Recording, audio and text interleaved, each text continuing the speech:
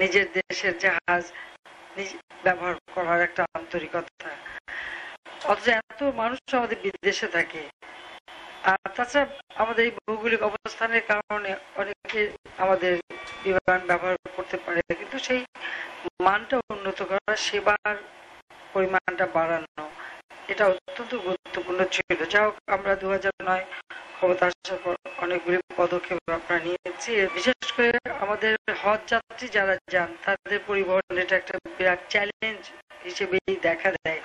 অতীতে আমি দেখেছি, নিজেও বহুবার হজ করেছি, আমাদের হাজিদের যে দুরবস্থাটা হয় সেটা আমার নিজের চোখে দেখা, যে কারণে আমরা সরকার গঠন যখনই করেছি তখনই আগে এই বিষয়টার দিকে বিশেষভাবে নজর দিয়েছি যে হাজিদের জন্য কোন রকম কষ্ট না হয়। তো আমি ধন্যবাদ জানাবো যে আমরা সরকার গঠন করার পর থেকে মানে হাজিদের সংখ্যা কিন্তু বেড়েছে।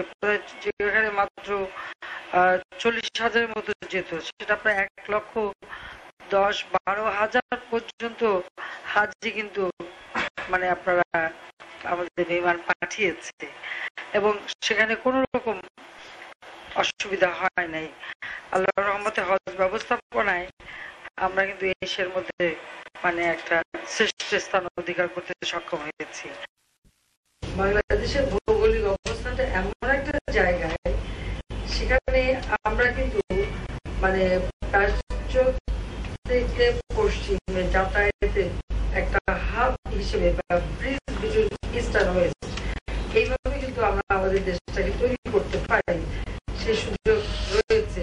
অনেক আন্তর্জাতিক ফ্লাইট তারা রিফুয়েলিং এর জন্য বাংলাদেশকে ব্যবহার করতে পারে, যদি আমরা সেই সুযোগগুলি তৈরি করে দিই, ফলে আমাদের আন্তর্জাতিক টুরিস্টও আসবে। আমি শুধু এটুকু চাই যে আমরা দেশকে এগিয়ে নিয়ে যাব, আমাদের দেশ এগিয়ে যাচ্ছে, এগিয়ে যাবে। আর আরেকটা হচ্ছে, সবসময় আমাদের এটা মাথায় রাখতে হবে যে আমাদের একটু নিজের পায়ে দাঁড়াতে হবে, যেটা আমি সবসময় বলি। বাংলাদেশ আর কারোর কাছে হাত পেতে চলবে এটা চাই না। সেটা কিভাবে করতে পারি, সবসময় সেই চিন্তাটা সকলের মাথায় থাকতে হবে। আগে যেমন ছিল কথা কথায় মানে অন্যের কাছে হাত পাতা, এই মানসিকতা থেকে আমাদের বেরিয়ে আসতে হবে। আমরা মুক্তিযুদ্ধ করে বিজয় অর্জন করেছি, কাজে আমরা বিজয়ী জাতি।